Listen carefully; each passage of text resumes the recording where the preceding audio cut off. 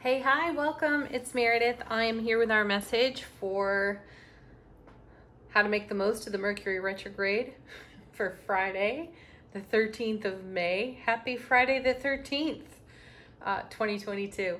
So let's jump right in, see what's going on with Mercury retrograde and how we can achieve our highest and greatest potential in the energy that's on offer to us. Our major arcana theme of the day, we have the Magician. Yeah, I've been feeling this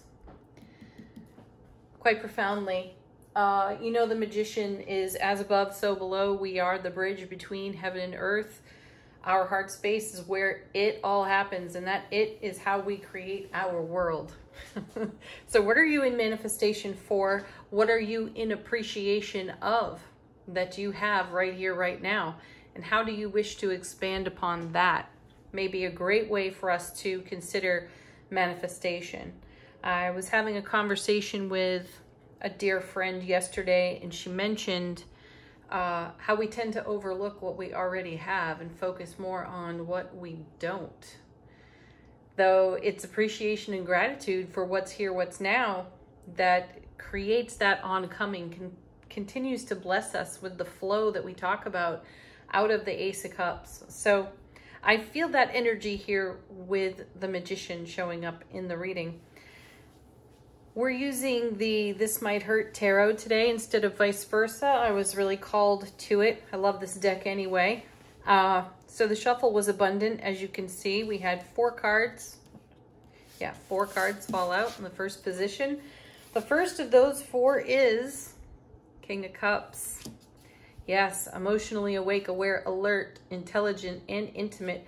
I feel his presence here is about us taking action within our emotional quotient, which is really taking action through heart space. Here's the Ace of Cups, as we were just speaking of, our beautiful overflow. And I also feel, as we are coming into a full moon lunar eclipse in the sign of Scorpio, I believe that's happening on Sunday. I will check the time and do a reading about it, so stay tuned. I lost my train of thought. King of Cups. Oh, yes. Our empathic gifts are really expansive, quite magnified. So pay attention to what you're sensing through your feeling gifts. And we've had a lot of message about that recently, that the retrograde may be shining a bit of a light on our lesser used or not as finely tuned intuitive gifts. So perhaps our primary intuitive blessing is a bit quieter, and our other gifts are more receptive, more magnified at this time. I feel that with the King of Cups coming with him. Oh, fantastic. Well, here's the Eclipse card anyway. Here's the 8 of Cups. You know this is a card about momentum, and it's momentum within our emotional quotient. One more time, showing up on repeat here. And the core meaning of this card is moving from really good circumstances into even better circumstances. So this is about us expanding within our sphere of influence. We talk about, or the cards encourage us to consider our ripple effect within our own sphere of influence and how can we improve on that.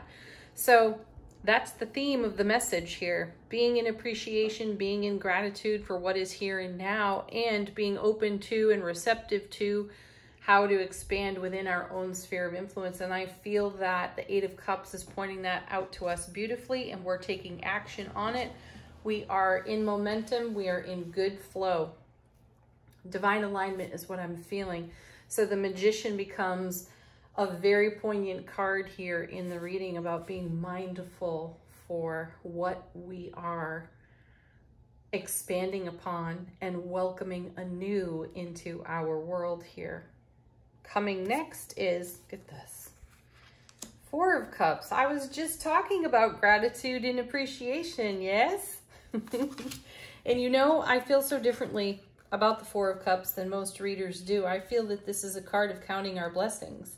It's not so much the so often turned over 3 cups, the spilled 3 cups, as in, you know, it's the morning after, the night before, the party's over, now what, right? Here we have a person with their back against a tree, not an uncommon sight on this card. We have the cosmic hand delivering yet another cup, the Ace of Cups, to us.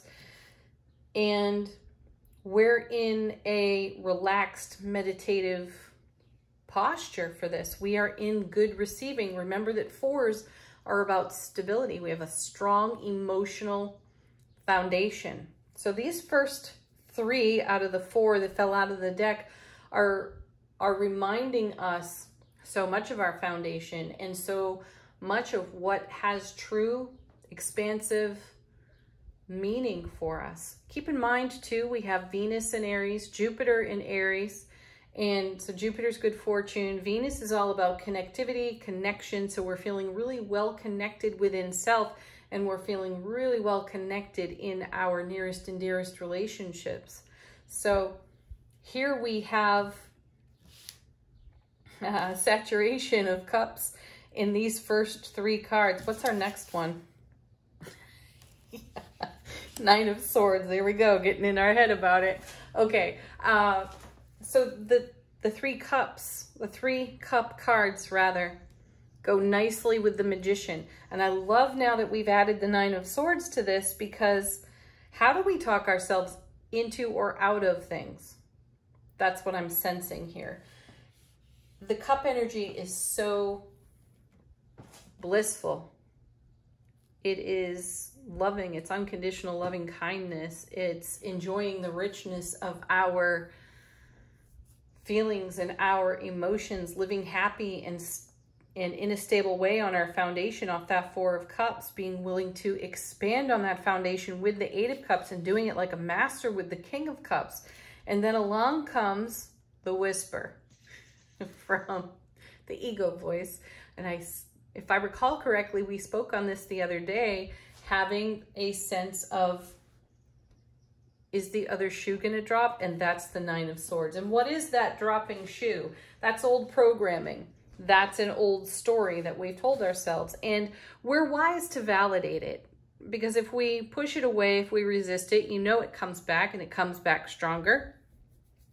So validate whatever shows up in your 9 of Swords. The pebble in your shoe, the shoe that drops, is the ego voice. And what does your ego require but some validation, some comfort, and some unconditional love? So give that to your own self, and then maintain this gorgeous foundation that is so fulfilling, blissful, and, you know, overflowing into our now and oncoming. Next 2 cards out of the shuffle. Well, here we are with some more cups, the 5. Not surprised to see that following the 9 of Swords, because this 9 of Swords has the potential for us to take some sort of emotional dive into a prior experience that felt less than favorable. We've been visited by the 3 of Swords quite often lately, and it has provided, or its presence in the reading has provided us with a whole lot of new perspective and new consideration. So why not here with the 5 of Cups as well? This card I feel somewhat differently about as well. And I do understand that it can be a bit of grieving or emotional pain, loss, and sorrow. However, I feel that this is a card of honoring one's path and the all parts welcome aspect of our path. There has been high highs and low lows. There's been everything in between for us. And when we honor all parts of self are welcome, we can take a moment of pause and look back on our journey and say, wow, look how far I've come.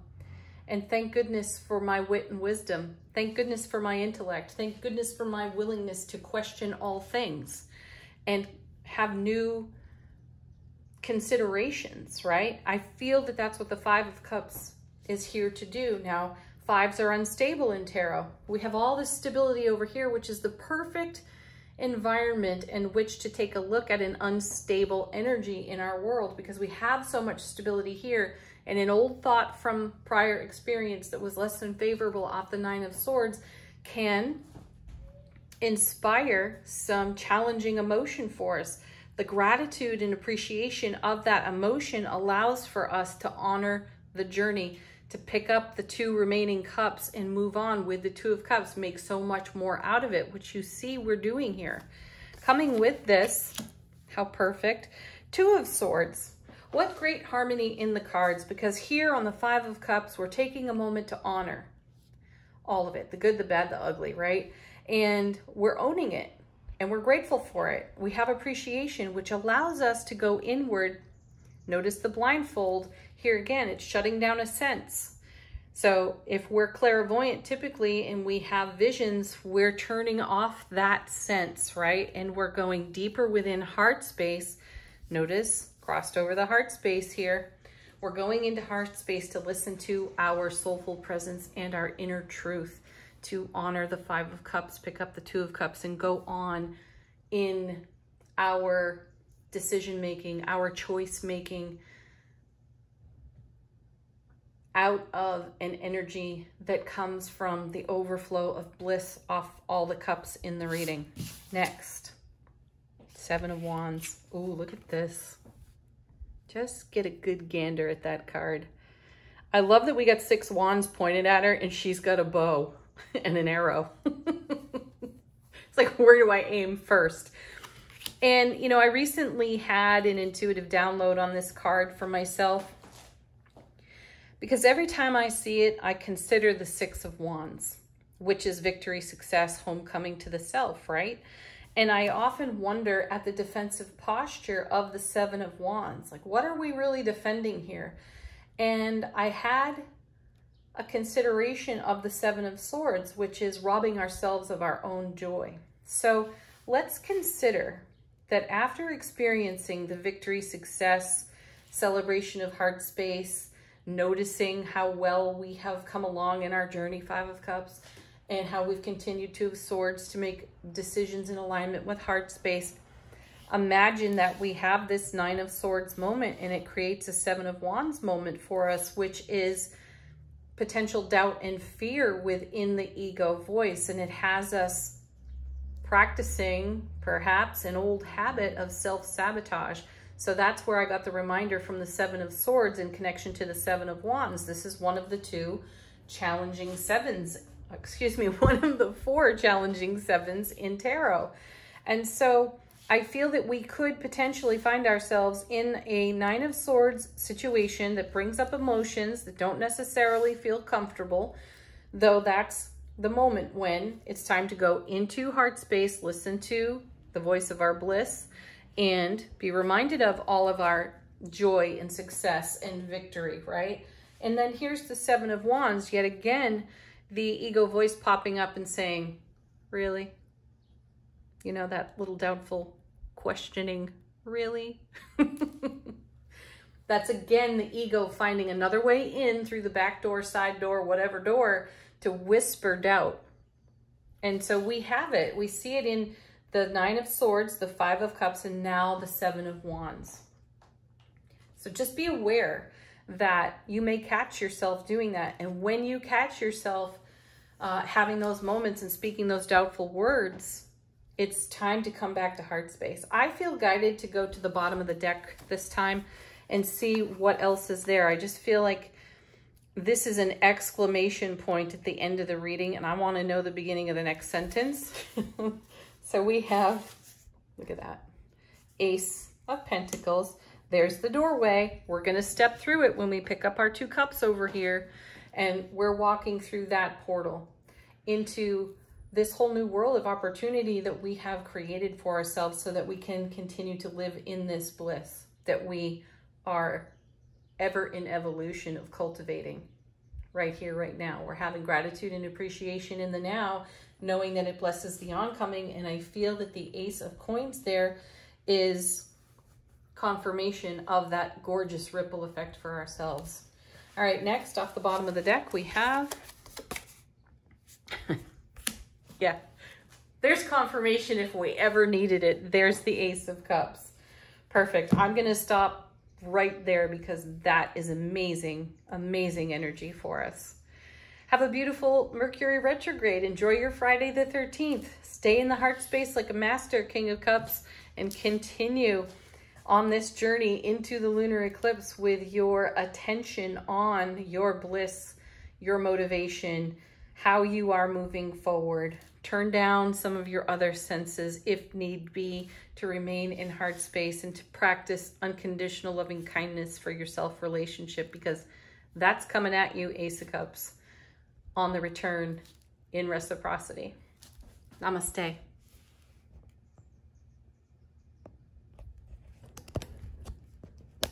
Technical difficulties again, folks. See you later.